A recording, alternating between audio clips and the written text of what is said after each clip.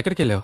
రేపు ఏకాదశి కదా, ఉపవాసం ఉంటున్నా. అయితే పూజారి దగ్గరికి పోయినా, పాలు పండ్లు జ్యూస్ అన్ని తాగొచ్చన్నారు. అయితే కొనుక్కనికి పోయినా, పాయసం మొన్ననే బాగా చేసేవే. కానీ మొన్న చేసిందే మరి.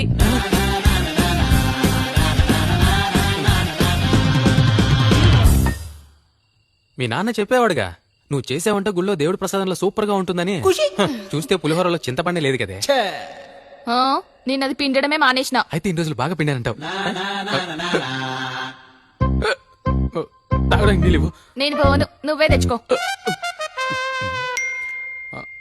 ఓ, శాలరీ క్రెడిట్ అయిందే.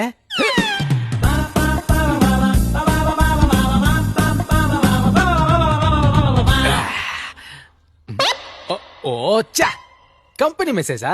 ఓచ్చా, ట్యాప్ వాటర్ తెచ్చినా. నాతోనా? ఆ? నాతో గిట్లా ఇంకోసారి పిచ్చి పిచ్చి వేషాలు వేసినావంటే దొడ్లకెళ్ళి నీళ్లు తీసుకొస్తా కొడక. దీపావళి వస్తుంది, ఇల్లు ఎప్పుడు క్లీన్ చేస్తావు? ఇల్లు నీ పేరు మీద ఉంది కదా, అయితే నా పేరు మీదకి మార్చు, అప్పుడు మంచిగా క్లీన్ చేసుకుంటా.